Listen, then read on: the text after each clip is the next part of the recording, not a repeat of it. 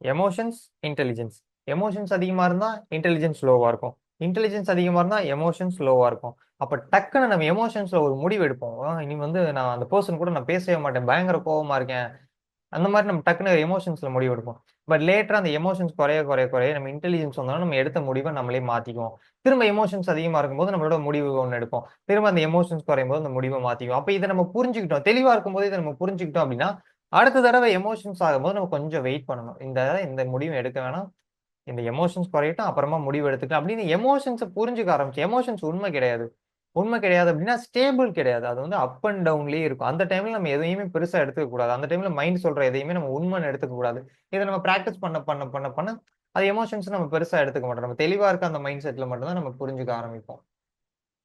ஓகேவா? ஒரு meditation 10 minutes பண்றேன் ப்ரோ.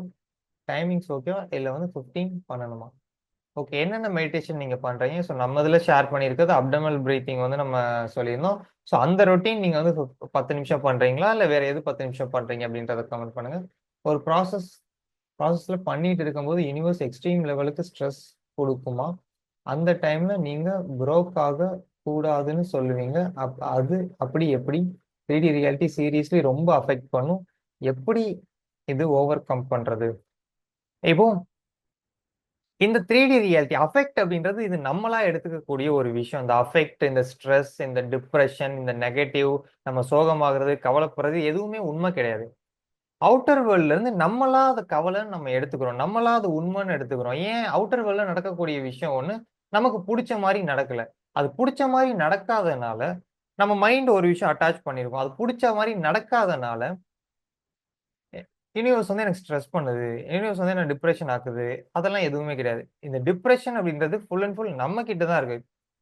வெளிய ஒரு விஷயம் நடக்குது. இப்ப இந்த இடத்துல நமக்கு ஒரு ஸ்பேஸ் இருக்கும். என்ன ஸ்பேஸ்? இத நம்ம ரியாக்ட் பண்ணலாமா? ரெஸ்பாண்ட் பண்ணலாமா? அப்படின்ற ஒரு ஸ்பேஸ் இருக்கும். அத யூஸ் பண்ணி நம்ம ரியாக்ட்டா ரெஸ்பாண்ட் பண்றோமா? ரியாக்ட் பண்ணிட்டா நம்ம டிப்ரஷன் ஆகுறது, ஸ்ட்ரெஸ் ஆகுறது அந்த மாரிலாம் இருக்கும். ரெஸ்பாண்ட் பண்ணிட்டா அத நம்ம அண்டர்ஸ்டாண்ட் பண்ணி, இதுக்கப்புறம் நெகட்டிவா எதையுமே நம்ம குடுக்காம இருக்கிறது. அப்போ வெளிய ஒரு நெகட்டிவ் வந்துச்சுன்னா, அதுக்கு everything happens for a reason. எந்த ஒரு நெகட்டிவும் ஏதோ ஒரு சும்மா ஆக்சிடென்ட்டா நடக்கிறதில்ல. அதுலருந்து நமக்கு ஒரு லெசன் தெரிஞ்சுக்கணும். அதுலருந்து நம்ம பாசிட்டிவா மாறணும். இல்லாட்டி நமக்குள்ள ஒரு நெகட்டிவ் போயிட்டுருக்கு. அதுதான் வெளிய. ஸோ ஆல்ரெடி நம்ம ரிலேஷன்ஷிப் கிளாஸ்லலாம் நெறைய பார்த்திருப்போம். ஒரு பெர்சன் வந்து இந்த மாரி சொல்றாங்க. ஒரு பெர்சன் இப்படி நடந்துக்கிறாங்க. இல்ல அவுட்டர் வேர்ல்ட்ல ஒரு நடக்குது அப்படின்னா, நமக்குள்ள அது இருக்கு.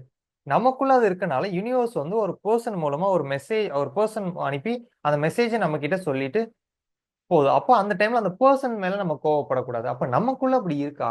ஓகே. அப்ப நமக்குள்ள மாத்துறதுக்கு நம்ம எப்படி வொர்க் பண்ணணும்? அத மட்டும் நம்ம பார்க்கணும். ஜஸ்ட் அவுட்டர் வேர்ல்ட் எப்படினாலும் இருக்கலாம். இது வந்து அஃபெக்ட்ன்னே நம்ம எடுத்துக்க கூடாது. மைண்ட் அத கிரியேட் பண்ணியிருக்கு. இந்த மைண்ட் அத உண்மைன்னு நெனச்சிருக்கு. அப்ப நம்ம இன்னர் வேர்ல்ட மாத்துனா அவுட்டர் வேர்ல்ட் மாறிரும். இந்த கான்செப்ட்டே நமக்கு போதும்.